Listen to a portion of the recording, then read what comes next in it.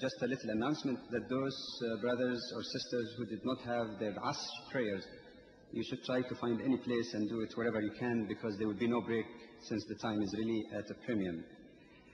Our second speaker is Mr. Ahmed DEEDAT. Mr. DEEDAT is a world-renowned Muslim scholar and writer. He developed special interest in comparative religion and wrote about 25 works on the subject.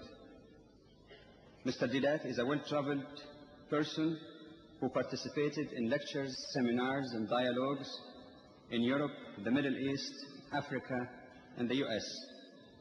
Mr. DEEDAT also heads a well-known charitable organization in Durban, South Africa.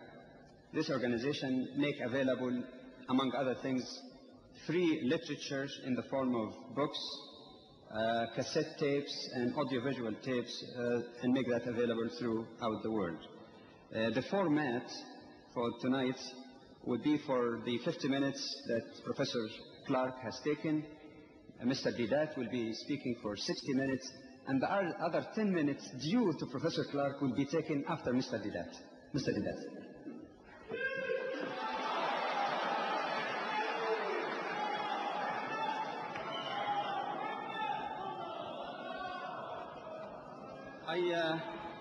I would like to bring your attention the very well-taken remark made by Sheikh Zahran, the chairman of the conference, in the beginning, that we are not meeting here for any particular contest, nor for any political demonstration. I think it behooves all of us, Muslims and Christian fellows and others, to concentrate on rational thinking and trying to understand what the speakers are saying without expressing emotions in this form. I appreciate that, and I would demand it.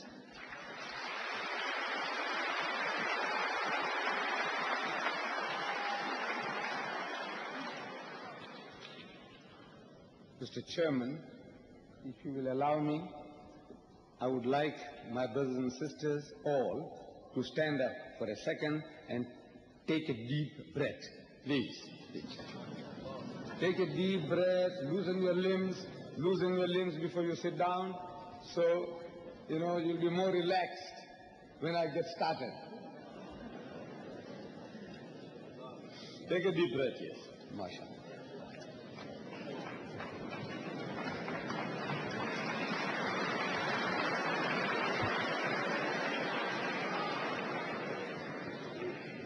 أعوذ بالله من الشيطان الرجيم بسم الله الرحمن الرحيم وقل جاء الحق وزهق الباطل إن الباطل كان زهوقا وننزل من القرآن ما هو شفاء ورحمة للمؤمنين ولا يزيد الظالمين إلا خسارا صدق الله العظيم.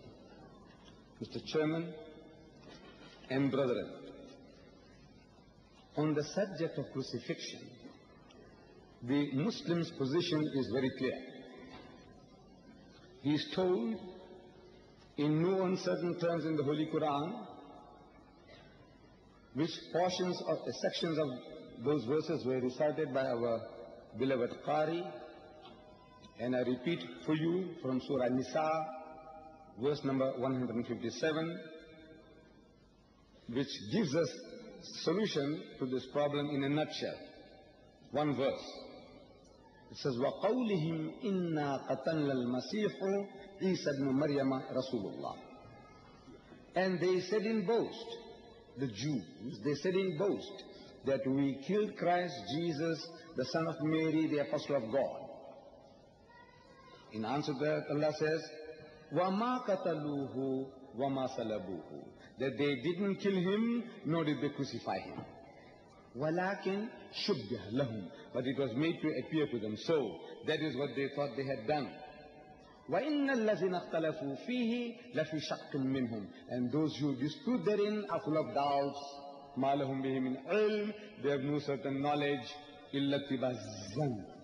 They only follow conjecture, guesswork, fiction. إِلَّا اتِّبَاعَ الظَّنِّ. وَمَا قَتَلُوهُ يَقِينًا. For of a surety they killed him not. I ask you, Mr. Chairman and brethren, can anyone could have been more explicit, more emphatic, more dogmatic in rectifying an idea than this?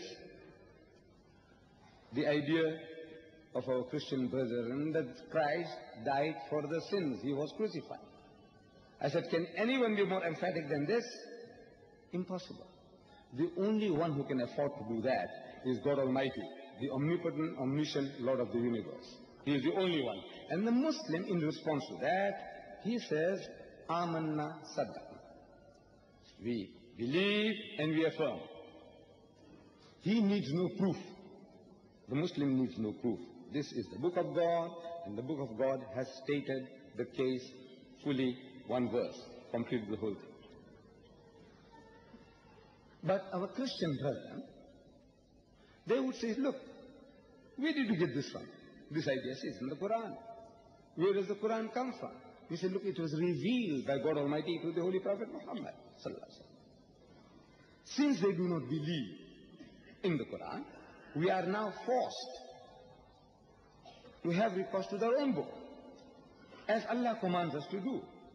He tells us that when people make claim, exaggerated claims, tell them, tell them, Hatu burhanakum. So produce your evidence. In kuntum sadiqeen, if you are speaking the truth, let us have a look at your certificate. And they have produced it. They have. What? The Holy Bible. In 2,000 different languages. I can't imagine a person, an Arab, or a Gujarati, or a Bengali, Indonesian, whoever you are, they have a Bible in your language. So look, my Bible says this, my Bible says that, my Bible says this, my Bible says that. So well, let's have a look at the Bible.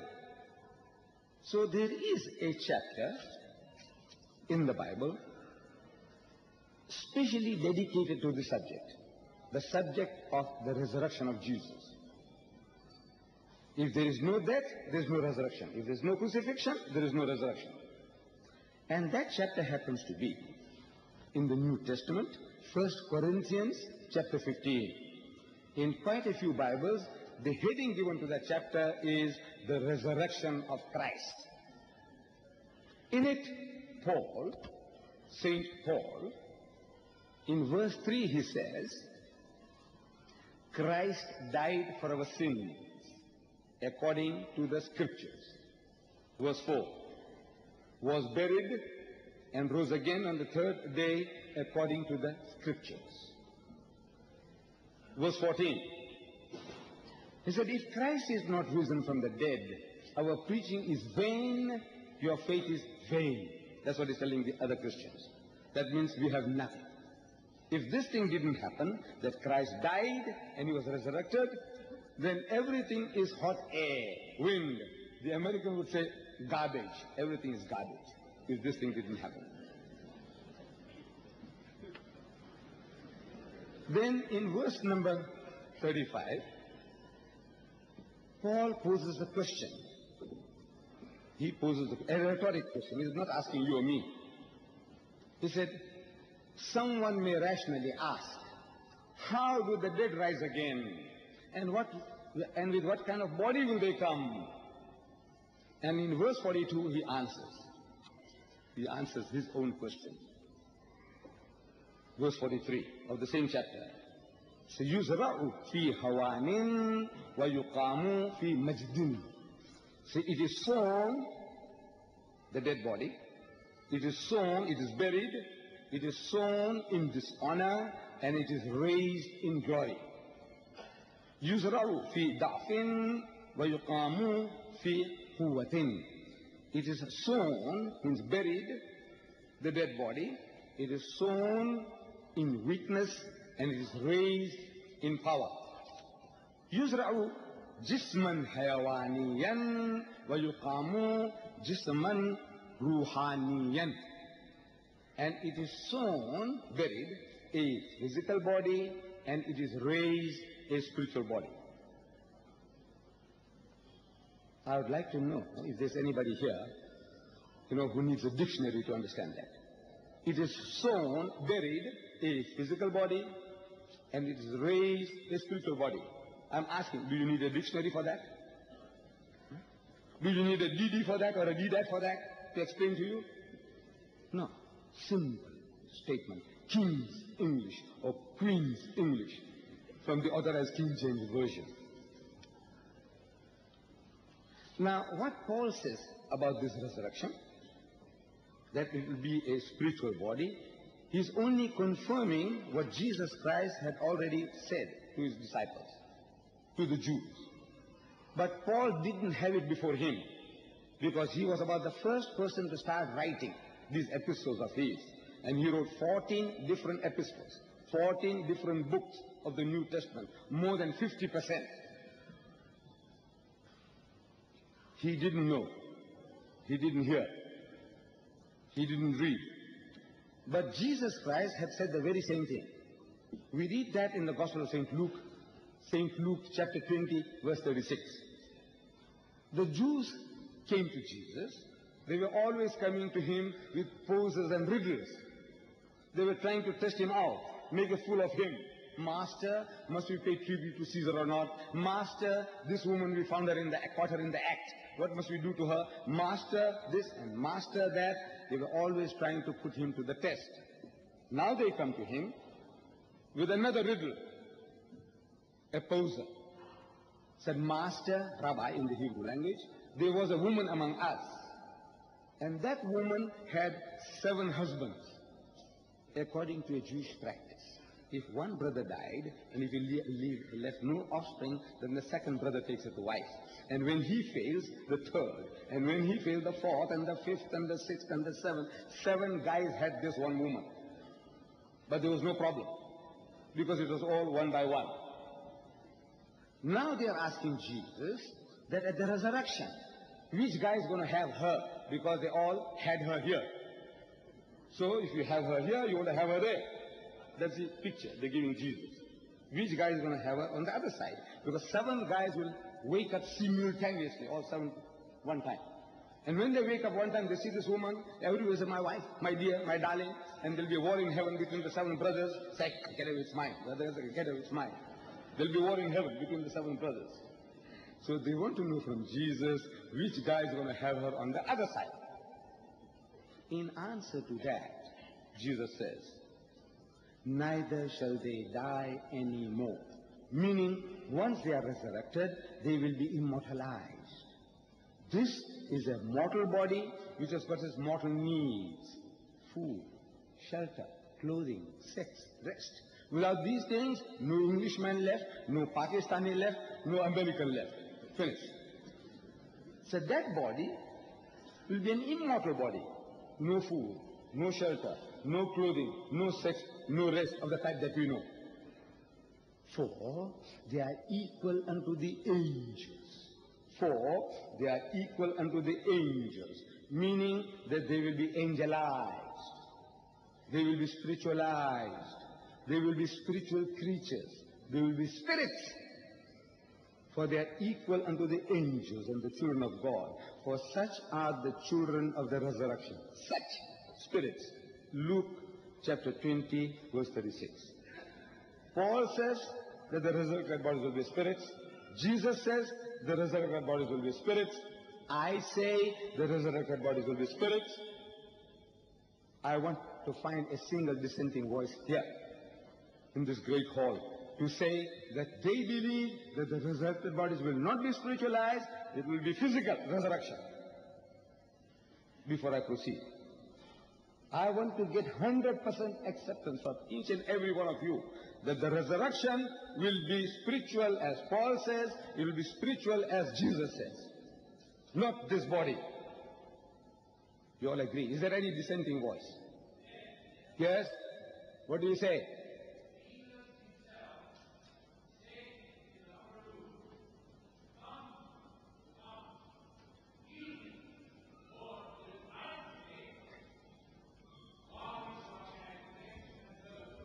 Right.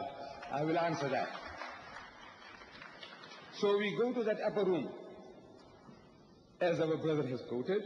That's Luke chapter 24, verse 36. See, Jesus walks into that upper room. According to the scriptures, I'm only reading the Bible, what it says. I'm not reading the Quran. I don't say the Quran says this, the Quran says that. Or, some Imam Ghazali said such and such a thing. Now, our brother quoted scripture. He quoted Luke chapter 24, verse 36. So I said, let's go to that, to satisfy him. That the resurrected bodies is just the exact opposite what Paul said. What Jesus is telling you there is exact opposite. It's exact opposite of what Jesus told you. You see, Jesus walks into that upper room where they had the Last Supper after his alleged crucifixion. And he goes in and he wishes his disciples, Shalom Alaikum in Hebrew. In Arabic, Salam Alaikum. In English, peace be unto you. When he said, peace be unto you, his disciples were terrified. So I'm asking, why were they terrified? Because when you meet your long-lost master, your uncle, your grandfather, the Arab and the Jew, you might have seen some of us performing. We embrace one another, we kiss one another. The Jews did the same. So instead of embracing Jesus and kissing him, as the Jews and the Arabs do, they were terrified. I want to know why were they terrified. It's very unusual. When you meet your master, your ustaz, your guru, whatever it is, why should you be terrified? So Luke tells us that they were affrighted because they thought he was a spirit. I'm only quoting. They thought he was a spirit. They thought. So I'm asking, did he look like a spirit? Did he look like a spirit? And in 40 years, no Christian worth the name has told me yes, not one. I said, did he look like a spirit?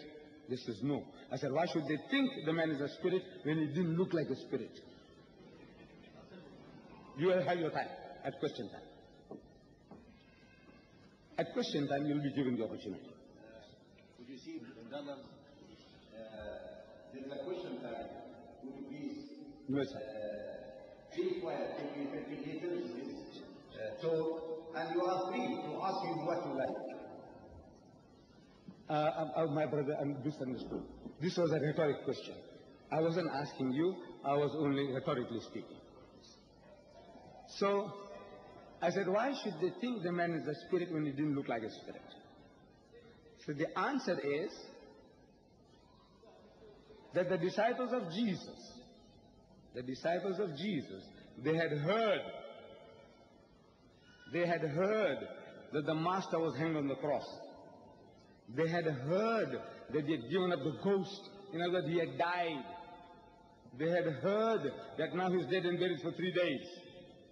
A man with such a reputation, you expect him to be stinking in his grave. Such a person, when you see, naturally you are terrified. It's a natural reaction, because Mark chapter 14, verse 50, he tells us that at the most critical juncture in the life of Jesus, فَتَرَكَهُ الْجَمِيعُ وَهَرَبُوا, and that they all forsook him and fled. They were not there. They were not eyewitnesses or your witnesses to the happenings. All, I'm asking the Englishman, does all mean all in your language? He said yes. I asked the Zulu in my country, does bonke mean bonke in your language? He said yes. I said, you Afrikaner, does almal mean almal in your language? He said yes. Does kulli mean kulli in your language, you Arab? He said yes. So that they were not there. That's what Mark tells us. So because their knowledge was from hearsay, they had heard about a man dead and buried for 3 days, they expect him to be stinking in his grave. So when you see such a man, naturally you are terrified. So Jesus wants to assure them that is not what they're thinking. They're thinking he's come back from the dead, resurrected. So he says, Unzuru ila yadayya wa rijlayya. Says, behold my hands and my feet. Inni ana huwa. That it is I myself. I'm the same fellow man. Damn fools. What are you afraid of him for? Hussuni wanzuru. Handle me and see. فَإِنَّ الرُّوحَ لَيْسَ لَهُ لَحْمٌ وَإِزَامٌ. For a spirit has no flesh and bones, as you see me have. And they felt him, and they believed not for joy. I'm only reading. And they believed not for joy, means that they were overjoyed and wondered, what happened, man? We thought the man was dead and buried. So he says, أَإِنْدَكُمْ هَاهُنَا طَعَامٌ? Have you here anything to eat? فَنَاوَلُوهُ جُزْءًا مِّن سَمَكٍ وَشَيْئًا مِّن شَهَدِ عَسَلٍ فَأَخَذَ وَأَكَلَ قُدَّامَهُ. And they gave him a piece of broiled fish and a honeycomb, and he took it, and he ate in the very sight. To prove what? That he's resurrected? To prove that you got flesh and bones, you eat food. What is he proving? That he is a spiritual body? Are these the needs of a spiritual body? Paul says, no. The resurrected body is spiritual. Jesus says, I am physical. I am asking the Englishman, because I understand English better than other languages. I said, please tell me, in your language, if somebody tells you that because I have flesh and bones, me, I'm not a spirit, I'm not a ghost, I'm not a spook. Is that what it means in your language? I said, because I have flesh and bones, I'm not a spirit, I'm not a ghost, I'm not a spook. Is that what it means in your language? He says, yes. I said, in other words, he's telling you that the body that you're seeing, it is not a translated body, it is not a metamorphosed body, it is not a resurrected body. Because you will be given a chance, because the resurrected bodies get spiritualized. Who says so? I said, Paul. Who says so? I said, Jesus. Now you contradict them. Contradict Paul that, look, Paul, you got it all wrong. Now, Paul had a reason for believing that Jesus was resurrected spiritually. The reason is that he was on the Damascus road. He was persecuting the early Christians. And on the Damascus road, he sees a vision. Great light, and he hears a voice. In the book of Acts, chapter 9, verse 7, chapter 22, verse 9, chapter 26, verse 14, you read there about this incident.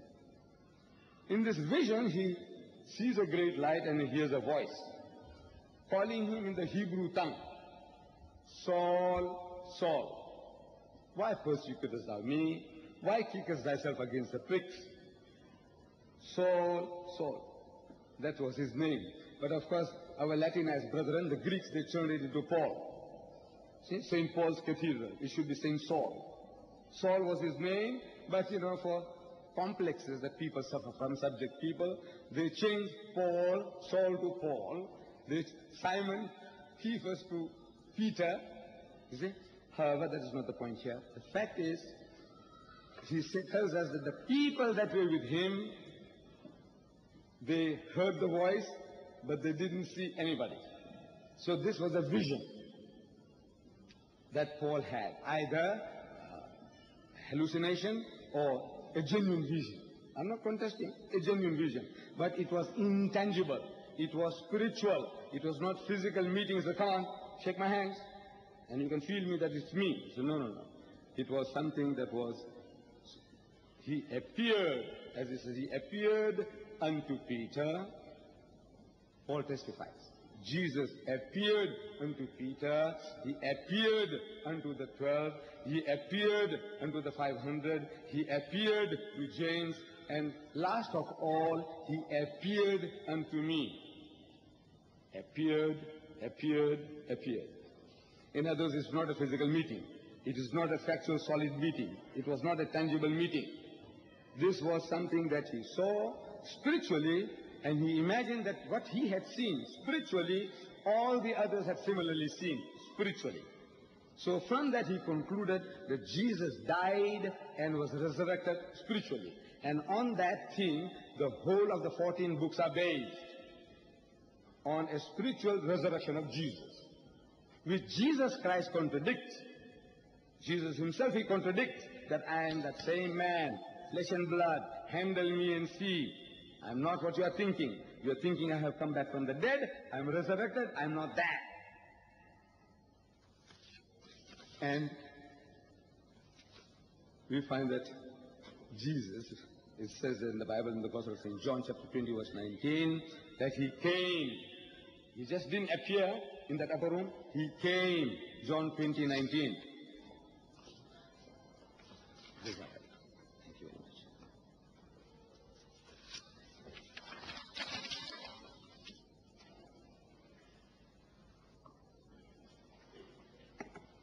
Then in the book of Acts, chapter 1, verse 3, again the beloved Luke, the physician, he testifies. الذين أراهم أيضا نفسه حيا ببراهين كثيرة. And he showed himself to these people, and by many convincing proofs, he gave many convincing proofs that he was alive. A-L-I-V-E, alive. In Greek, my brother FLOYD Clark can confirm, the word there is zen, Z-E-N, zen, means alive. Not resurrected. The word is, he's alive. Then in Mark chapter 16, verse 11, we read, and they had heard that he was alive, zen, Z-E-N, zen, alive, and had been seen by her, but they believed not. That Mary Magdalene saw him, but when she testified to the others, they believed not. What they didn't believe? That he was alive. Not they had seen the ghost of Jesus. If they had said they had seen the ghost of Jesus, anybody wouldn't have believed. Because in those days, ghosts went into pigs. You remember 2,000 pigs were destroyed, one hit. The spirit went into the pigs, 2,000 pigs, they ran down the hill and they all got drowned. They saw spirits going into trees and drying them up. They found spirits still in storms. So spirit was not something unusual to them. But they're not talking about spirits. They say she said that he is alive, and they believe not. There were two from Emmaus when they returned to that upper room, and when they testified to the others that he is alive, and they believe not. I'm only quoting. They are saying that he's alive. Mary Magdalene says alive. Luke says that he's alive. And our brethren, they say, no, he's resurrected. He's resurrected. I said, the word there is alive. In your book, in every version. Jehovah's Witnesses, they say alive. Your Roman Catholic version says he's alive. Your King James version says he's alive. Your RSV says he's alive. There is not a Bible where the word there is resurrected. But the preaching is different. You see, the preacher says he's resurrected. So they create a word, they concoct a word, and they tongue suck it. It suits. It's very soothing. Instead of saying he's alive, they say he's resurrected. He's resurrected. But the scripture testifies again and again, the angels, when Mary Magdalene went to the tomb, and when they found not his body, they came saying that they had also seen a vision of angels who said that he was alive. Luke chapter 24, verse 25. I'm sorry, 24, verse 23. That he is alive. Two men, Luke 24, 4 and 5, verse 4 and 5. Said two men that stood by, where? The sepulchre, told the women, why seek ye the living among the dead? You looking for a live person in a mortuary? Or in a cemetery? What's wrong with you? He's alive. And in this book that's given to you tonight, more than 30 different reasons are given to you from the scriptures and from authorities that Jesus was alive, alive, alive, alive. It's your privilege to take it home, read it, master it, and share this with your fellow Christian brethren and brothers and sisters. Now, Jesus Christ, he had already foretold. He had foretold what was going to happen. And the clearest, simplest prophecy you find in the Gospel of Saint Matthew, chapter 12, verse 38, 39, 40. The Jews come to him again with another poser, another riddle, another request. They say, Ya muallimu nuridu an nara minka ayatan. I'm quoting this in Arabic, so my Arabic brethren might know that there is an Arabic Bible. They have 11 different versions for you. For the Arabs, 11 different versions, different dialects. You have no excuse whatsoever, the Arab. Get the Arabic Bible, master these, and talk to your Christian Arabs. In the Lebanon, in Egypt, talk to them. Here, I'm reading it from the Arabic Bible, so you may be able to catch it quicker than the English that I'm going to translate into. So, Ya Muallim, nuridu an nara minka ayatan.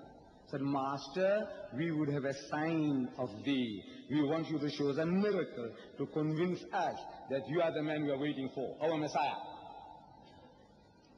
فَأَجَابَ وَقَالَ لَهُمْ. But he answered and said unto them, Jilun shirirun wa fasikun yatlubu ayat. An evil and adulterous generation seeketh after a sign. You want a mu'jiza, a miracle? What a horrible people you are. Can't you listen to what I'm talking? You also will have a chance, my brother. Brother, You will also have the opportunity if you know Arabic. we will give you a chance. You will have give all you the chance. opportunity. Please, please. We will give I'm you a chance. reading. You got the Bible there. Open the Bible. Matthew chapter 12, verse 38, 39, 40. If you don't understand English, see the Arabic. Good, good. Jesus says, وَلَا تُؤْتَى لَهُ آيَةٌ. And there shall no sign be given unto it. No mu'jiza. Illa ayata yunan al-nabi, except the sign of the prophet Jonah, except the miracle of Yunus alayhi salam. لأنه كما كان اليونان في بطن الحوت 3 أيام و3 ليال. For as Jonah was 3 days and 3 nights in the belly of the whale, هكذا, just like that. هكذا, just like that.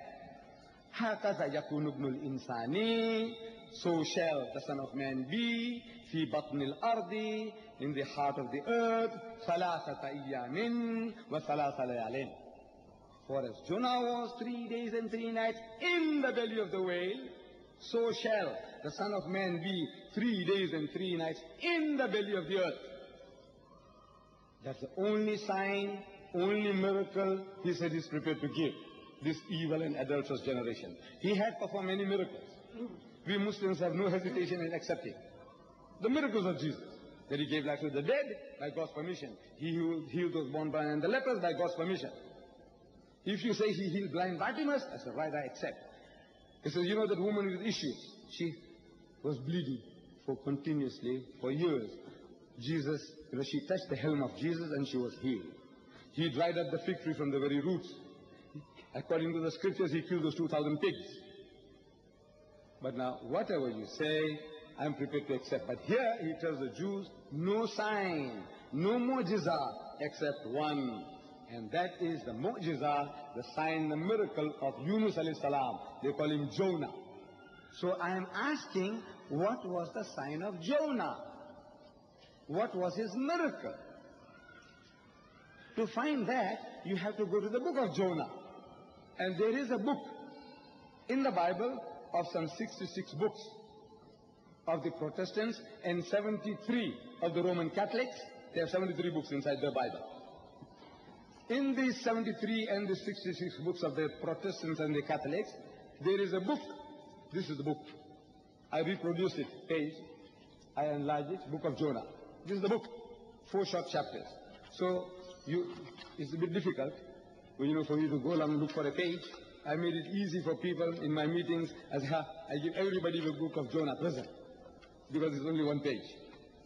And it won't take you 5 minutes, 2 minutes to read this. But you don't have to go there. Every child, Jewish, Christian or Muslim, knows about the story of Jonah. Jonah and the whale. Everybody knows. The Jew knows, the Christian knows, and the Muslim knows. Yunus alayhi salam. And the fish. Who doesn't know?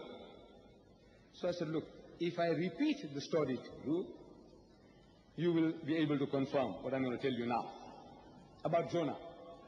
Jonah was sent to the Ninevites, a city of Nineveh, over 100,000 people. God Almighty commands him, he says, go to Nineveh and warn the people that they must repent in sackcloth and in ashes. Meaning, they must humble themselves before the Lord.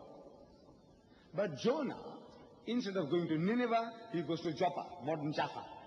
He goes to Joppa and he takes a boat and is running away. Why?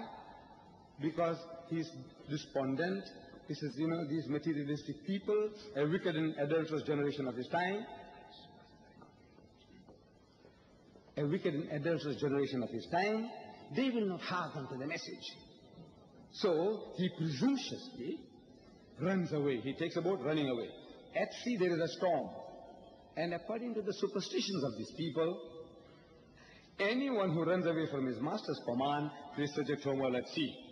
So they began to question, who can be responsible?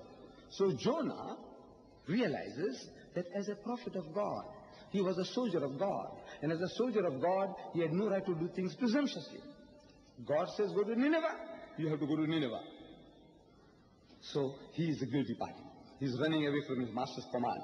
So he tells the people, he says, look, I'm the guilty man, and God Almighty is after my blood, and he wants to kill me, and in the process he will sink the boat, and you innocent people will die. It will be better for you if you take me and you throw me overboard. He makes a manly comeback. He's not a coward like you and me. Why should you innocent people suffer for my guilt? Throw me overboard, and it will be all right for you. They say, look, man, you are such a good man. Perhaps, praying up and down like us, and, beseeching God for help. I said, you are such a good man, such a holy man, such a pious man. Surely, you couldn't be guilty of any such things. So they said, look, we have our own system of finding out right from wrong, which is called casting of lots, like head or tail, like throwing the dice. And according to that system, it came to the turn of Jonah that Jonah was a guilty man. So they took him and they threw him overboard. I'm reading the book of Jonah. They threw him overboard. Now I'm asking you all the question, that when they threw Jonah overboard, was he dead or was he alive? But before you answer, this answer I want from you. But before you answer, I want to help you. I don't want you to make a mistake. You see, Jonah had volunteered. He says, throw me. So if a man volunteers, you don't have to strangle him before throwing. You agree? If a man volunteers, you don't have to break his arm or limb before throwing him. Am I right? He volunteers, he says, throw me. If he resisted, it would be different. But it's not, he says, throw me. So when they threw him overboard, please answer me, all of you. Was he dead or was he alive? Alive. Beautiful. You get no prize for that. It was a very easy question.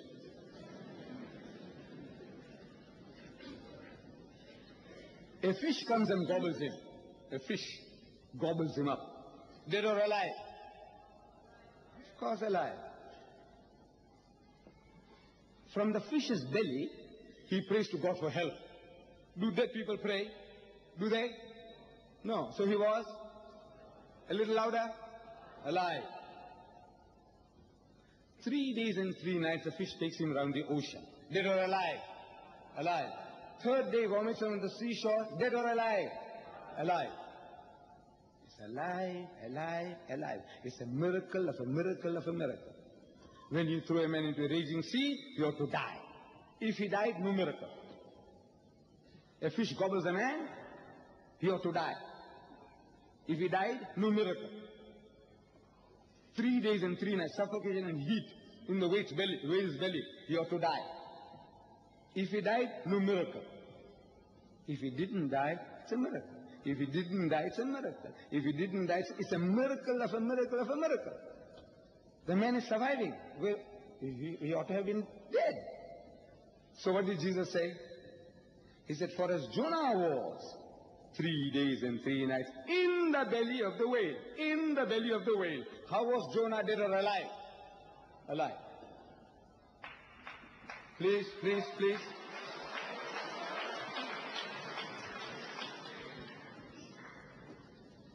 Would you please, brothers, we don't like at all these emotional gestures. Let the speaker continue his lecture. Inshallah. So, the answer is, the man is alive. 3 days and 3 nights, he's alive. Continuously. And Jesus said, for as Jonah was, so shall the Son of Man be. What happened to Jonah is going to happen to me. Jonah is alive. I'm asking the Christian world, 1,200 million Christians. I'm asking them. Jesus in the tomb. Jesus in the sepulchre. For 3 days and 3 nights. Was he dead or was he alive? Dead. That's the right answer. Jesus is dead, Jonah is alive. Is that in your language, I'm asking, is that like Jonah or unlike Jonah? In your language. In your English, I want to know, Jonah is alive for 3 days and 3 nights. Jesus is dead for 3 days and 3 nights. In the Englishman's language, I want to know, very simple question, is that dead, or is it alike, or is it unlike? Unlike. What did Jesus say? He will be like Jonah, and the Christian world says he was unlike Jonah. So I'm asking them, who is speaking the truth? You or Jesus?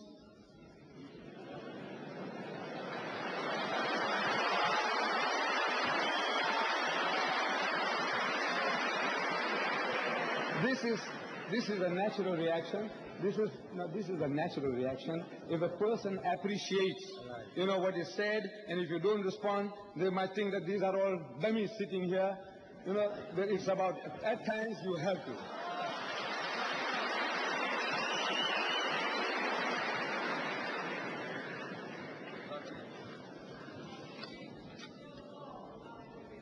So, you see, my brethren, my dear brothers and sisters, I am only reading the Christian scriptures as they are. I am not adding anything into them, nor am I taking anything out. I only show you, so look, this is what Jesus said, and this is how you find that instead of fulfilling the prophecy, this is being fulfilled in reverse. So the clever man, we meet missionaries, they tell us, he says, no, Mr. DEEDAT. You see, Jesus was emphasizing the time factor. They say it was the time factor. You see, he uses the word 4 times. He said, for as Jonah was 3 days and 3 nights, so shall the Son of Man be 3 days and 3 nights. So he's emphasizing the time factor.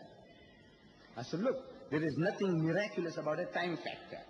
Whether a man is in the tomb for 3 days, 3 hours, 3 years, 3 weeks, that is not a miracle. The miracle is that you expect a man to die and he doesn't die. That is a miracle. They say, no, drowning men clutching at straws. Drowning women do the same. Somehow, now, I can't let go. Easy salvation you have got. You have earned easy salvation. Christ died for your sins. So, I said, now look, when was Christ crucified? So the whole Christian world tells me on Good Friday. In my country, we have a public holiday called Good Friday. In African, Goeie Vrydag. Good Friday. The Masudu people, Lesotho, they commemorate Good Friday. Zambia, Swaziland, every Christian nation, Britain, France, Germany, each and every Christian nation commemorates Good Friday. So I'm asking, what makes Good Friday good? He said, Christ died for our sins. So, he was crucified on a Good Friday. He said, yes. I said, morning or afternoon? So, they say in the afternoon. I said, how long was he on the cross? Some say 3 hours, some say 6 hours. I won't argue. Whether you say 3 or you say 6, I agree. I said, the Jews were in a hurry to put him up on the cross. You know why? Because of the general public. This man, Jesus, was a hero to the masses. He had fed, as our brother said just now, 5,000 people with a few pieces of fish and a few pieces of bread. Your reputation spreads. 5,000 people at the free food. Your reputation spreads. Another occasion, another 3,000 people. And he healed the blind and the lepers and he quickened the dead. A man with such a reputation, if his life was in danger, you'll find the whole nation might be aroused. There could be a rebellion. So, they felt that quick as possible, we must get rid of the man, who Jesus. So they had a midnight trial, which doesn't happen in Jewry. They did it. Early in the morning, they take him to Pilate. Pilate says, not my kettle of fish, take him to Herod. Herod says, I'm not interested, take him back to Pilate. These things only happen in films, that in 1 hour, you can show the life of a man in 1 hour. It doesn't happen in real life. As if Pilate had nothing to do, he was sitting there waiting, and Herod had nothing to do, he was waiting, and when they returned back, he says, Pilate is still waiting. It doesn't happen in real life. But if you say it happened that way, I say, right, I agree. So quickly, put him up on the cross, according to the scriptures. And we are told that they managed it. But as much as they were in a hurry to put him up, they were also in a hurry to bring him down. You know why? Because of the Sabbath. Curious people, these Jews. They're in a hurry to put up the man, and now they're in a hurry to bring him down. Because of the religious scruples. You see, at sunset on Friday, the Sabbath starts. And they were told in the book of Deuteronomy, they must see to it that nobody is hanging on the cross on the Sabbath day, that thy land be not defiled, with the Lord thy God giveth thee for an inheritance. So, to fulfill that, down, down, down. And I'm told they managed that also. And they gave him a burial bath, like what we ghusl. And they put 100-pound weight of medicines around him. And they put a winding cloth around him. And they put him into the sepulchre. Not a grave, big roomy chamber. They put him in there. So I'm asking, by the time they put him in, according to your story, according to your book, it's already evening. And they agree. Because it takes 2 hours to give a bath. And take about another 2 hours to put that ointment and put the wrapping. I say it's already evening. So Friday night, he's supposed to be in the grave. He's supposed to be in the grave. Mark my words. And watch my finger. Can you see my finger? Yes. Friday night, he's supposed to be in the grave. So the Christian agrees. As a Saturday day, he's still supposed to be in the grave. He said yes. Saturday night, he's still supposed to be in the grave. This is right. Sunday morning, the first day of the week, when Mary Magdalene goes to the tomb is empty. Is it right? The tomb is empty. How many nights and how many days? Look, before you answer, I want to make it easy for you. Friday night, Saturday day, Saturday night. How many nights and how many days? 2 nights and a day. What did he say? For as Jonah was 3 days and 3 nights, so shall the Son of Man be 3 days and 3 nights. I'm asking, does this look like that?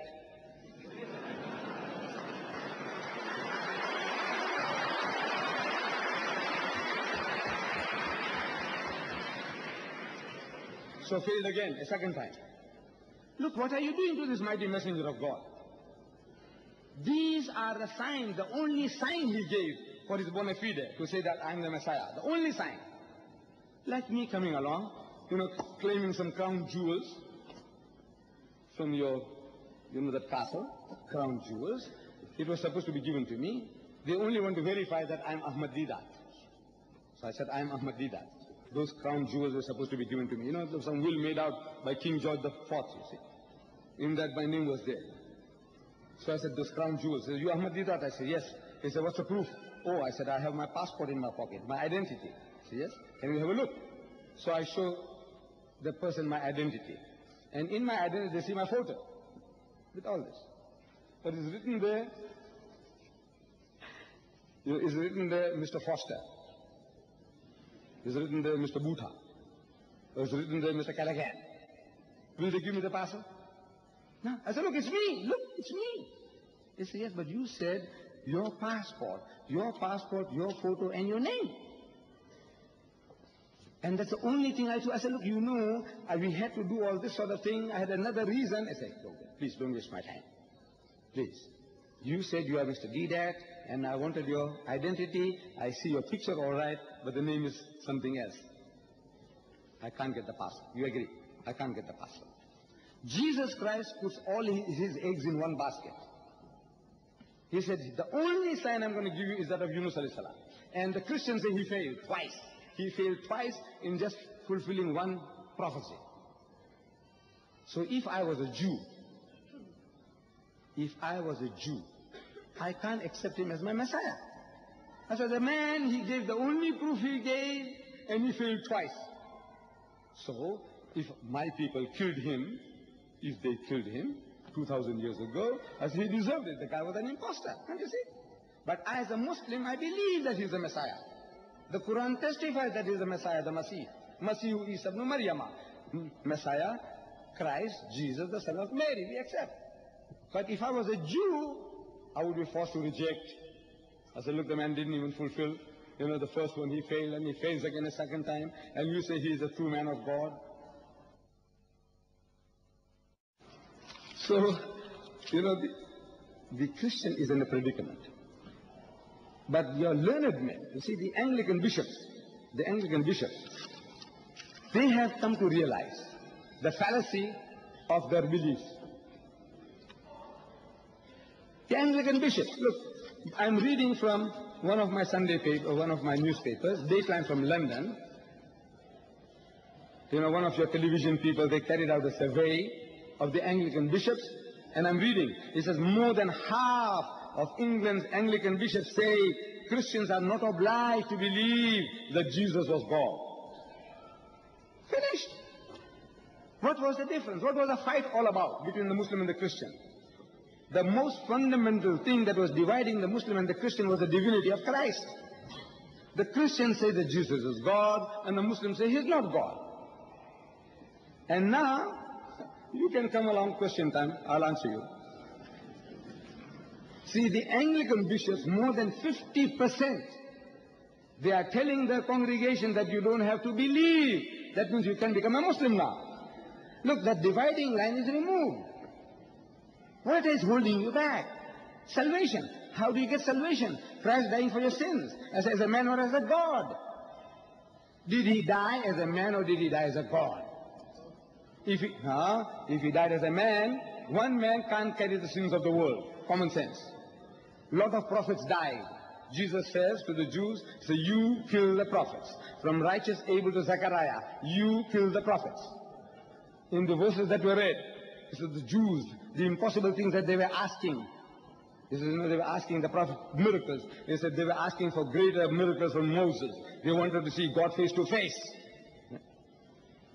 These Jews, now, more than 50% of the bishops, paid servants of the Anglican Church, they are telling their congregation, Jesus, you don't have to believe.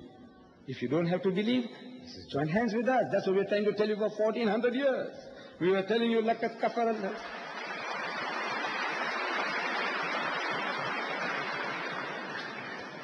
The Quran says, lakat kafar allazina qalu inna Allahu al-Masih ibn Maryam. Whosoever says that Jesus Christ, the Son of Mary, is God, they are making kufr. It's an act of blasphemy against God.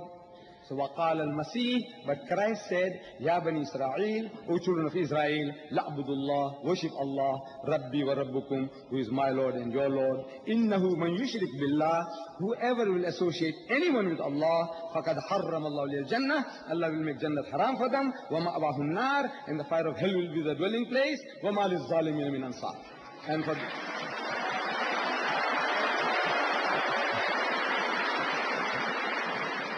And for the wrongdoers, there will be no one to help. So our Christian Anglican brethren, they have given us a hand of friendship, of brotherhood. Take that hand. You see, we are sleeping. They are opening the doors for you and you are sleeping. Take that hand. They tell you further about the resurrection. You know, because without death and resurrection of Jesus, no Christianity. That's what Paul said. If Christ is not risen from the dead, instead of our preaching is vain, your faith is vain. So the poll of 31 out of England's 39 bishops, that I worked it out, 70%. 70% of the bishops, Anglican bishops, shows that many of them think that Christ's miracles, the virgin birth and the resurrection, might not have happened exactly as described in the Bible. It's all like fairy tales. All these are like fairy tales. 70% of the Anglican bishops are saying that now. 70%. I'm asking them. We say, وَمَا قَتَلُوهُ وَمَا صَلَبُوهُ. They didn't kill him and they didn't crucify him. So if they didn't kill him and they didn't crucify, there's no resurrection. Whatever happened, there is no resurrection. And if there's no resurrection, there's no Christianity. It's about time.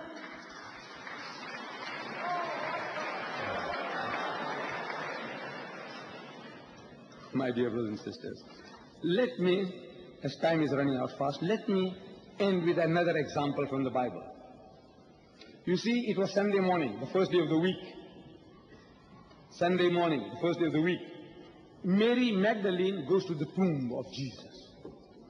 I'm reading the Gospel of St. John, chapter 19, 20. Mary Magdalene goes to the tomb of Jesus. I am asking, why did she go there? Why did she go there? The Gospel says she went to anoint him. I say the Hebrew word for anoint is masaha. The Arabic Also, masaha, the root word, which means to rub, to massage, to anoint. Now tell me, whether Jews massage dead bodies after 3 days? Do they? The answer is no. We Muslims, we are the closest to the Jew in our ceremonial law. Do Muslims massage dead bodies after 3 days? The answer is no. I said, you Christians, do you massage dead bodies after 3 days? The answer is no.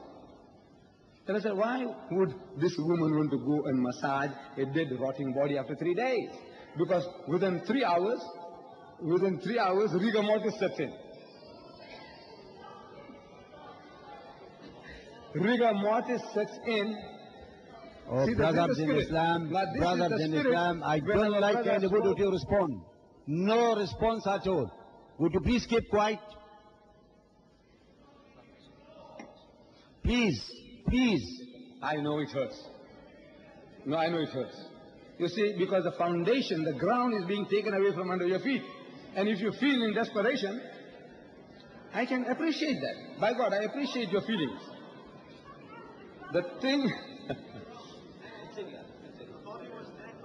Sunday morning, Mary Magdalene goes to the tomb. And she finds the tomb empty.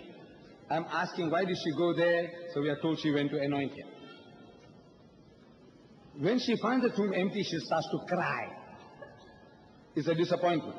She expected to find Jesus there. So she starts to cry. She sees the empty tomb and the winding sheets inside and the stone removed. So Jesus was watching her from wherever he was. Not from heaven, but from this earth. You see, this tomb was a privately owned property belonging to Joseph of Arimathea, a very rich, influential disciple of Jesus, who had carved out of a rock a big roomy chamber, which Jim Bishop, one of your authorities, describes as 5 feet wide by 7 feet high by 15 feet deep, with a ledge or ledges inside. Around this tomb was a man's vegetable garden. Now don't tell me that this Jew was so generous, he was planting vegetables 5 miles out of Jerusalem for other people's sheep and goats to graze upon. Surely he must have got his gardener's quarters, and perhaps his country home, where he went for the weekend with his family. Jesus is there. He sees this woman, he knows who she is, and he knows why she is there. So he walks up to her, and he finds her crying. So he says, "Woman, why weepest thou? Whom seekest thou?" Why are you crying for? Who are you looking for? I am asking, why does he ask such a silly question? Doesn't he know who she's looking for? Doesn't he know that she is disappointed not finding him? Of course he knows. Then why is he asking such a silly question? I say, it is not a silly question. He is actually pulling her leg, as the Englishman says, metaphorically, playing the fools. He's still got the sense of humor. He has been through an ordeal, according to the scriptures, but he's still got the sense of humor. So he says, "Woman, why weepest thou? Whom seekest thou?" She, supposing him to be the gardener. I said, why does she suppose he's a gardener? Do resurrected bodies look like gardeners? Do they? Then why does she suppose he's a gardener? I said, because he's disguised as a gardener. Why is he disguised as a gardener? I said, because he's afraid of the Jews. Why is he afraid of the Jews? Because I say he didn't die and he didn't conquer death. Because if he had died and if he had conquered death, there's no need to be afraid anymore. Why not? Because the resurrected bodies can't die twice. Who says so? I said, the Bible. What does it say? It says it is ordained unto all men once to die, and after that the judgment. You can't die twice. So she, supposing him to be the gardener, says, "Sir, if you have taken him hence, tell me, where have you laid him? To rest, to relax, to recuperate, so that I might take him away." One woman carrying away a corpse. Can you imagine? A frail Jewess, like a super American woman, the superwoman's type of woman, carrying him like a bundle of straw and take him where? Bury him as who dug the grave. If there was a grave, carrying is one thing, but burying means she has to dump him in a hole. Does it make sense? No. So she's supposing him to the gardener, says, "Sir, if you have taken him hence, tell me, where have you laid him? To rest, to relax, to recuperate, so that I might take him away." The joke has gone too far. So Jesus says, "Mary." When he said, "Mary," she recognized that this is Jesus from this intonation. and she wanted to grab him, as the Jews would do, to pay respects. So he says, touch me not. I say, why not? Is he a bundle of electricity, a dynamo, that if she touches him, she'll get electrocuted? No. Then why not? I say, because it hurts. What other reason? It hurts. You go and grab a man who has been through an ordeal, as Brother Floyd Clark described, the nails and the flogging and all that, and you go and embrace him, you're going to kill him. So she says, Mary says, touch me not, for I am not yet ascended unto my Father. I am not yet ascended unto my Father. In the language of the Jew, in the idiom of the Jew, he's saying, I am not dead yet. Now, Mr. Chairman, ladies and gentlemen, my brother Floyd Clark has been unjust to himself. See, I feel he was unjust to himself, because this format was made by me. I said, whoever speaks first gets 10 minutes in the end.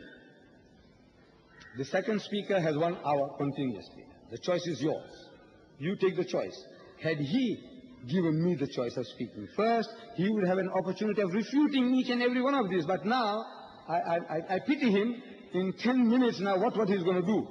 What he's going to disentangle? What has been entangled now? What has been proved? I pity my brother, good friend, I love him.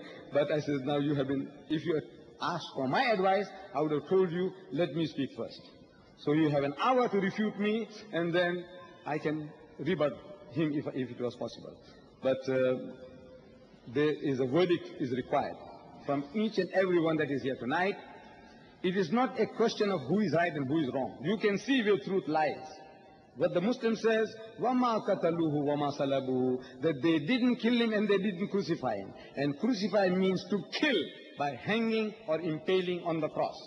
And he said, whatever things happen, according to your records, he was not killed and he was not crucified.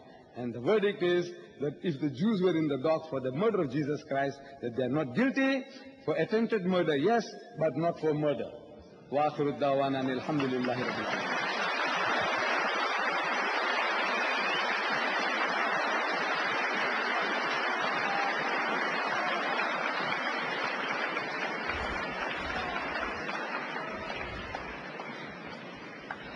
Before I introduce Professor Floyd again for the 10 minutes, I'd like to make an appeal for both Muslim and Christian audience and say this.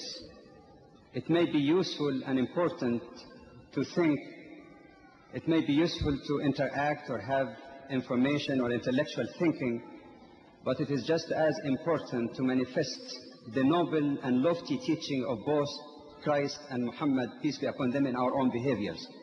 So I would ask the Muslim audience never to interrupt Professor Floyd or inject anything from the floor as he presented his full piece in the beginning. And I would ask my Christian brethren to observe the same also during the question and answer period. Thank you. Professor Floyd.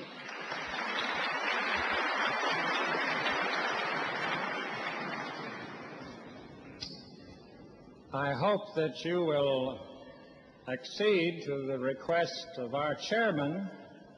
I really am embarrassed because there was no interruption whatever of my speaking, and I know most of the audience are not fully in accord with what I said.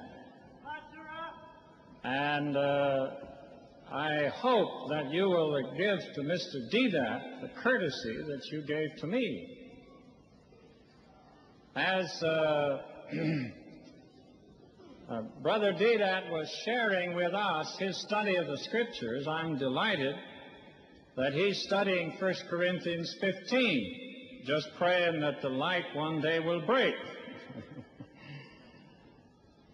There are 3 or 4 points. Now, I'm not here to debate. Mr. DEEDAT invited me to this program, and I was concurring with him. We're not here to do battle with one another, but this was his request. He said, we want to talk about the Bible. You do the best you can do, I'll do the best we can do, and then we'll leave it to God as to what happens. I believe that a wise choice. I appreciate the courtesy extended. I would invite my friend to further study. First of all, in the matter of reference to Mary touching Jesus, Brother Ahmed, you need to check back with your Greek. The word hapto, the word to touch used in that text, has one meaning in the active voice and another meaning in the middle. In the active, it means to touch, as Brother Ahmed was talking about. But in the middle, it means to cling, and is used in 1 Corinthians 7 of the embrace of people in a marriage relationship. Mary had grabbed him around the knees and was clinging to him to keep him. And Jesus said, "You do not cling to me. I have not yet ascended unto my Father."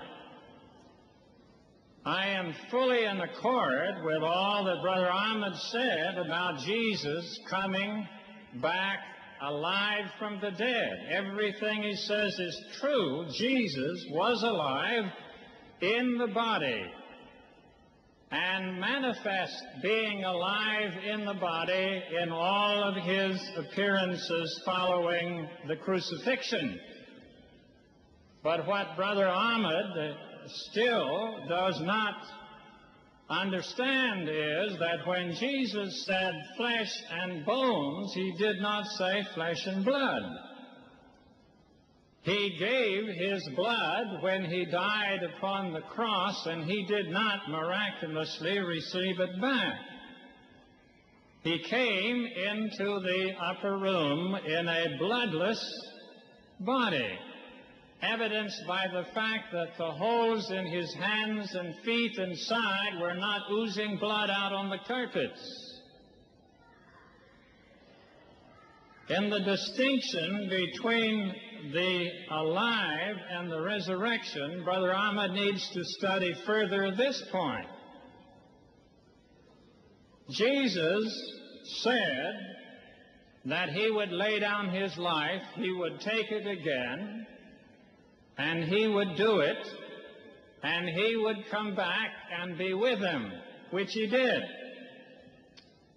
But 40 days afterwards, he ascended, leaving the physical body behind and ascending in the resurrected body.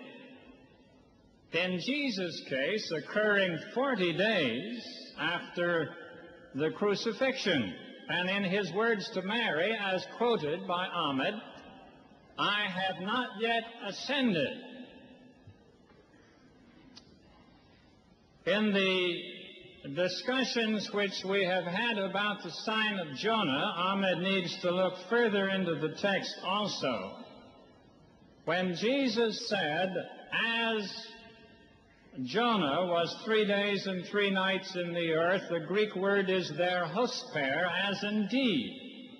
It does not express a comparison of identical nature.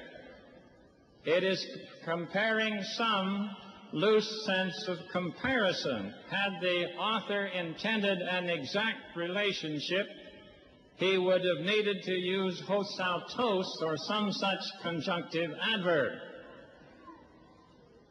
As to the 3 days and 3 nights, Christendom did not celebrate Good Friday for more than 300 years after the coming of Christ, when many traditions crept in that were foreign to the New Testament. The New Testament teaches that there were 2 Sabbaths, a high Sabbath and a Sabbath a week co-joining, and that Jesus was crucified then on Thursday, not Friday, and his body lay in the tomb over the 2 days of the Sabbath.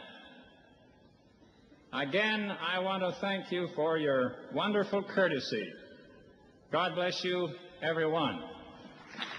Thank you.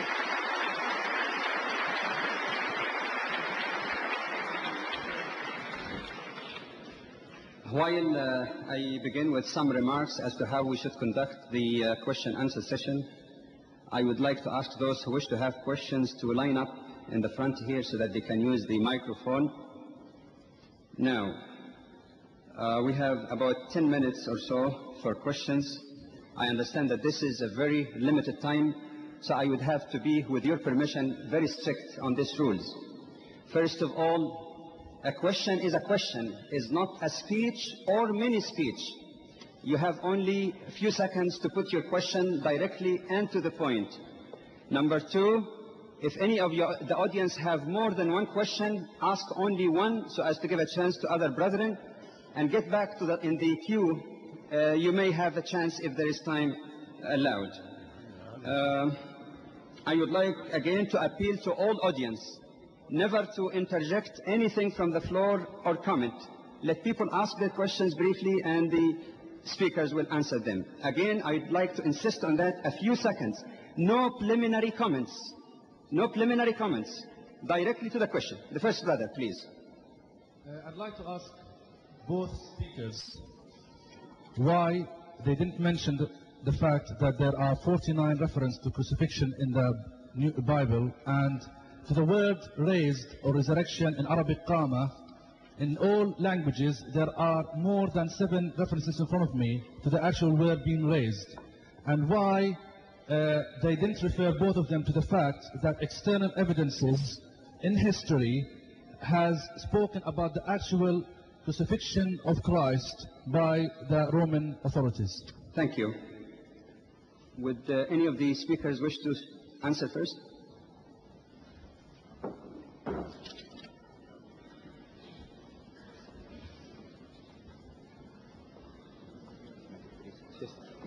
With regards to the word risen or resurrected in the 4 Gospels, Matthew, Mark, Luke and John, not once is the word resurrection used in connection with Jesus that he is resurrected. Not once. In the 4 Gospels, there is not a single reference. Thank you, Mr. DEEDAT. No interjection. Please get back in the line and you will have a chance if there is. We have to give, just a minute please. We have to look at behind you and see how many people are waiting. Please give a chance to others. Would Professor FLOYD wish to comment on that? Briefly also, please. Please. No, Ya Akhi, you're not the chairman of the meeting. I will tell him. So please, keep quiet. You wait until Professor FLOYD answers. No, go ahead.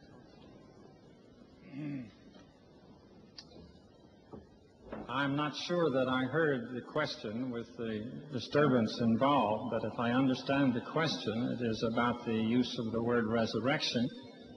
And of course the Bible refers both to the fact that Jesus arose on Ishtami and that he was alive. And this is the teaching of Scripture, that Jesus was resurrected and Jesus was alive. Thank you, Professor FLOYD. The next questioner. This question is to either Professor FLOYD or Mr. DEEDAT. Can you get a bit close to the mic so that everybody can hear you? The question is for both speakers, really. It may sound a bit irrelevant, but I'm very anxious to know if Jesus has said anything about the coming of Muhammad, please, in the Bible or... Okay, the question is whether Jesus said anything about the coming of Muhammad. In the chair, I would like to rule that this is not relevant to the specific topic for tonight. If there is a chance after the questions are answered, we might be able to get to that. Thank you. The next. I understand from Professor Clark's lecture that Jesus Christ gave his life for the sins of humanity, and also that death is the sort of penalty of sins. If that is true, that simply means that the concept of reward and the concept of punishment is lost. Then you can go on committing the sin. There is nothing to stop it from you. Okay, your question is directed to any of Professor Clark, please. Mr. DEEDAT. To Professor Clark. Okay. I didn't hear. Would you repeat it, but provide, please, come to the point, straightforward. The points are two. You see, from Professor Clark's lecture, I understand that Jesus Christ gave his life for the sins of humanity. And the second point is that the death is sort of penalty of sins. Therefore, it implies that you can keep on committing sins and nothing to stop it from you, because the concept of reward and punishment is completely lost if we believe in this thing. Okay. I think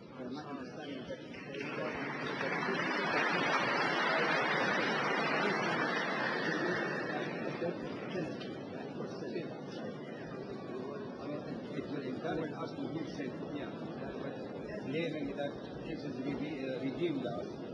So we'll commit sins as much as we can. Again, we're having difficulty. I'm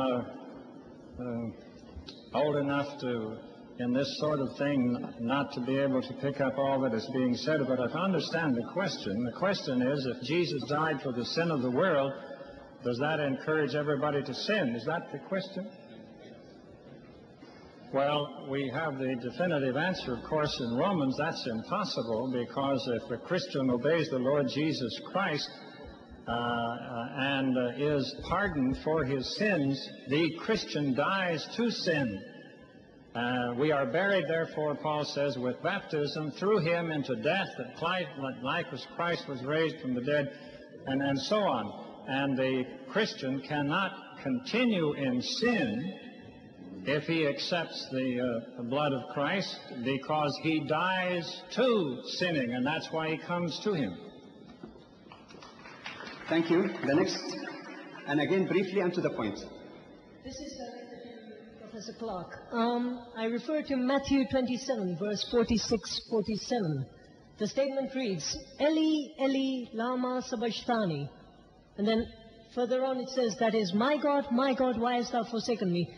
Just one thing. It's the only verse that is left in the original Aramaic or Greek. Now, that is why it intrigues me. Eli, Eli, lama sabachthani. The word in Greek for point, God, yes, is Elohim. There is no such God, and there is no proof anywhere that in that time, in the time of Jesus, that Eli meant my God. Because why did the Jews... Excuse me. No speeches, no many speeches, no preliminary remarks. Okay. Put the question directly. Okay, the question is, then it goes on to say, then some of the bystanders hearing this said, what is this man saying? Is he meaning Elijah? That means the Jews did not understand what Eli meant. Again, I have to warn you before cutting you off. What is the question? Put your question directly in one sentence. Okay. What is the question? The question is, my proposition is Eli does not mean my God. Eli is a name, because I've asked synagogues and I've asked several professors of Hebrew, and they say Eli can be a name of a person. Okay, Professor Clark. My understanding is he said Eli, and Eli doesn't necessarily mean my God. We will have two more questions. Only two more questions. Again, I think the question is difficult in this context to answer. Jesus is quoting from an Old Testament passage, and in that Old Testament passage, we then can understand what Jesus was talking about. And I would recommend that the party who has the question just turn to that passage in the Old Testament, and I think it perfectly answers your question. Thank you. The next questioner. I hope there will be no need to cut off any questioners. Please. I first would like to thank Mr. DEEDAT for his very excellent and intelligent exposition of the question. And now the question. I'd like to ask Professor Clark about what he thinks of the nature of Jesus, and whether he was God or the Son of God or the messenger of God. Because in his talk, he said that when Jesus was about to bring Lazarus from the dead, he said, thank you, so that you may believe, so that they may believe that you have sent me. He's talking to God. So, and also on the cross, in Professor Clark's exposition, he's saying, Father, in thy hands I commit my soul. Now, isn't that enough evidence for Professor Clark to convince him that the relationship between Jesus and God is the relationship between a God and the messenger? Okay, thank you. The question was directed to Mr. DEEDAT or to Professor Clark. Just make it clear. Okay.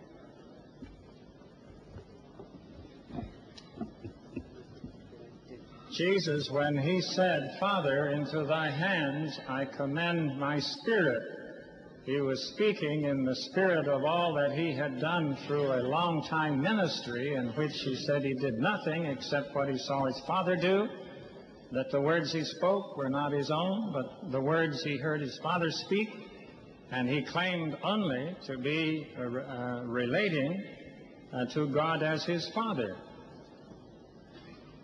Okay. Thank you. We're really running out of time. We might allow 2 or 3 questions more. The first one. In 1974-75 on television, Professor Anderson, who ironically taught Mohammedan law in the Council of Legal Education, London, and University of London, called Muslim... brother, would you please put your question directly? Yeah. And pagan, because they did not believe in Trinity. May I ask Dr. Floyd what is his view about Muslims, as they do not believe and recognize Trinity, as well as the crucifixion of Prophet Jesus? Do you consider Muslims as pagan or the people of the book? Given also the fact that at the time of the Prophet, many pious Christians freely accepted Islam. Okay, thank you. Professor Clark.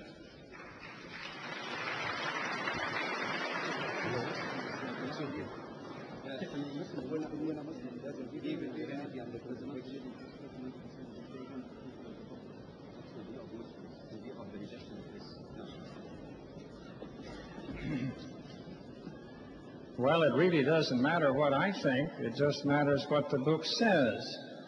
And as we've been looking in the book, I think we can come to whatever private opinions we may have. But I think of my brother Ahmed as of one whom in the New Testament was mentioned as one who was not far from the kingdom. Okay, the next question. No injection from the floor, please. The next speaker. Would you please come close so that you can be... Assalamu alaikum. My question is direct to Brother Ahmed DEEDAT. Well, day before yesterday, on Friday, I attended his meeting in Southall, and he was speaking about Prophet Muhammad's arrival is mentioned in the Bible. Therefore, why Christians, theologians don't talk about...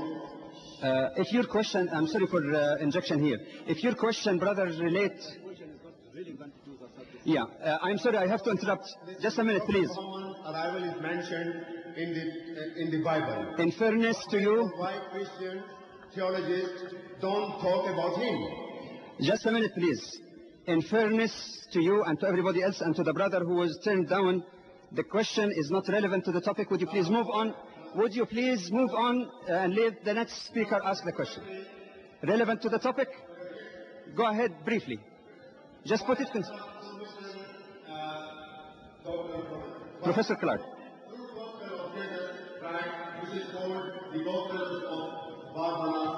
Okay, would you... Thank you for your question. I drew the question out of order. It's not relevant to the topic. Would you move on, please? Would you move on? Would you move on, Jazakallah? Next speaker. Would the next speaker please ask his question? We have to be fair and firm. Am I doing something wrong? I'd like to get indication of the way I'm conducting questions. Am I unfair? Go ahead. Briefly, brother, please. I would like to say that I am grateful for this opportunity, and my questions are actually two. Number one, if the Quran is indeed from God, does it contradict itself in as much as it says, okay. Therefore, Jesus was born, he died, and he rose again. The second question, if God... Oh, I'm sorry. The rules of the game is to ask one question and get the back so that other people will have a chance. Right. Thank you. Now the question is directed to Mr. DEEDAT. Mr. DEEDAT. Thank you. The verse in question is وَالسَّلَامُ عَلَيَّ يَوْمَ وُلِدْتُ وَيَوْمَ أَمُوتُ وَيَوْمَ أُبْعَثُ حَيًّا, which translated means, so peace is on me, the day that I was born, the day that I die, and the day that I shall be raised to life again. The day that I die, it is not that I died. It's not died, it's in the future.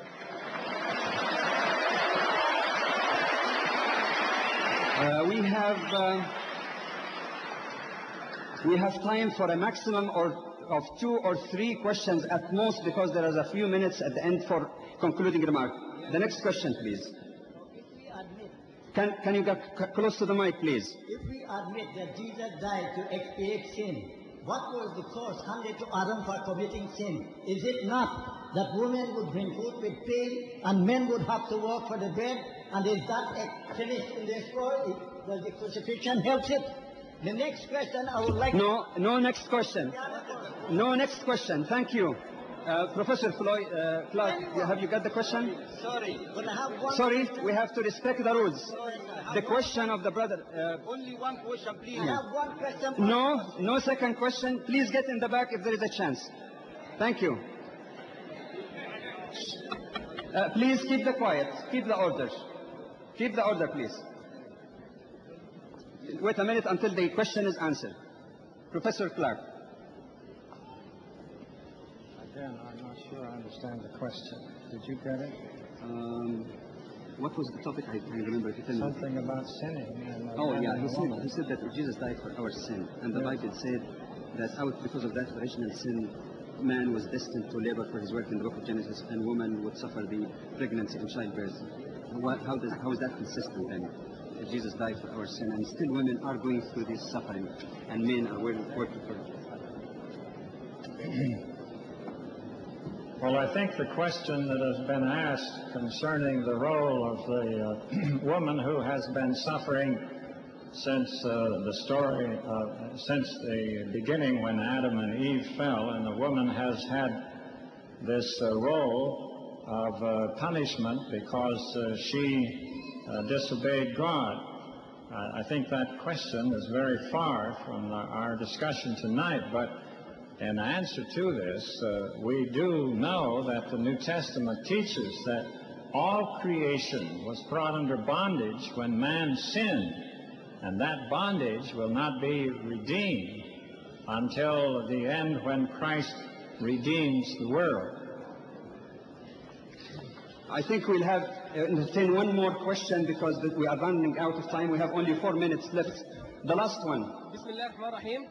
Everybody has a question that is one sentence, but we have 50 sentences waiting. Go ahead. I'd like to ask Professor Clark, in the book of Hebrews, chapter 5, verse 7, it says, who in the days of his flesh, when he had offered up prayers and supplication with strong trials and tears unto him, God, that was able to save him from death, D-E-A-T-H, and was heard in that was he feared.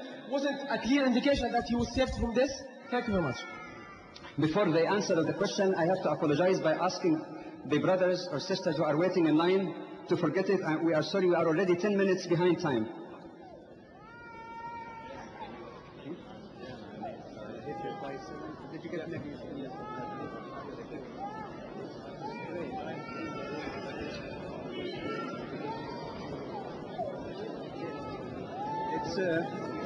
There are concluding remarks, so we can't take that.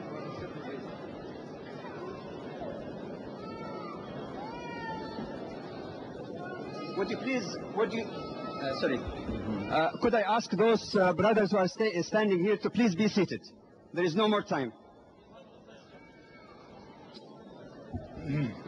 The Hebrew writer makes it quite clear that Jesus came as a man into the world to live as a man and to learn obedience. And though he was God's prophet in the world and God's son, yet there were things that he had to do common to man, and that he had to learn what it means as a man to have to obey. And in the midst of that, God heard him because of his faithfulness in a human flesh as he was laboring with the temptations and the tortures and hatred that he received in the world. And God, of course, heard him because he was faithful in everything which he did. Thank you. We come now to some concluding remarks and announcements. Would you please allow me to continue? Thank you. Tonight, we have already heard two very prominent, very sincere speakers. I know it is July, but when you add the heat of July to the heat generated in this hall, it might get a little bit too much. However, I feel that I am echoing the feeling of the great majority of those who are present. that it is indeed quite useful and beneficial for both Muslims and Christians to get together and to try to understand each other. Muslims and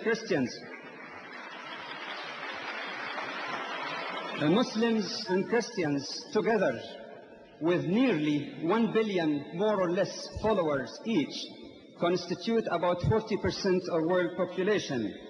It is indeed very strange that we hear about détente between such divergent philosophies as the US and the Soviet Russia. And we never hear as much about badly needed détente between two communities of believers who share something much more significant than those shared by the US and USSR. The belief in the Creator, the belief in the prophets and revelation, in the moral laws, and on the responsibility for our life and in the life hereafter. I do invite the Muslim audience who are here to try sincerely to understand the standpoint of our Christian brethren. They are free, of course, to read the Quran and see what the Quran, the word of Allah, in their belief say about Jesus, but they must also try to understand Christianity from the standpoint and the way Christians understand it. But I'd like also to invite the Christian brothers and sisters sitting with us here to also have a sincere attempt to understand the teachings of Islam from its pristine sources. One scholar once commented that until relatively recently, 95% of the books written about Islam has been written by non-Muslims, mostly missionary or Orientalists. And he addressed, he's a good friend of mine, Reverend Harry Ahmed. When he quoted this, he addressed the Christian audience and said, what is your feeling as a Christian if 95% of the books written about Christianity are written by Muslims? As such, I hope that the least that can be done would be to refer to the Quran, which is the revelation the Muslim believe is to be the word of God. In fact, can you get me a copy of the Quran? I was told that outside here in the souvenir shop, there are copies available of the translation of the meaning of the Quran by Yusuf Ali. It is, the brother will show it to you, and I understand it is available for us. Also, a notice that the tour of Mr. DEEDAT will continue until the end of July, so you may inquire about further functions if you wish. Also, there is an announcement I was requested to make on behalf of Dr. Clark, that those who wish to discuss with him, understand Muslims or non-Muslims, who wish to ask him questions or queries should contact him after the presentation. On Monday, July the 8th, there is another function on Christ in Islam at 7 or 1 p.m. At 7 p.m. in Southampton in the Civic Center. And there's also additional information for those who wish to obtain them. Dr. Badawi, you don't mention where the venue of the Dr. Clark. You can meet Dr. Clark. No. Oh, the venue for Dr. Clark, those who wish to meet with him, they can meet in the lower level in the West Arena room below entrance number 1.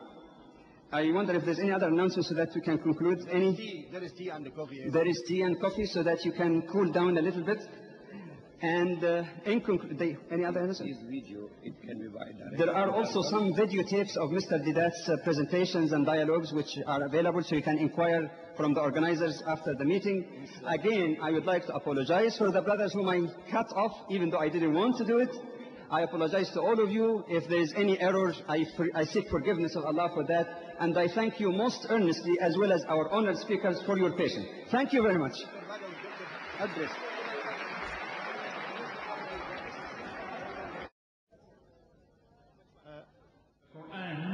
Is indeed from God. Does it contradict itself in as much as it says, okay. Therefore Jesus was born, he died, and he rose again. The second question, if God... Oh, I'm sorry. The rules...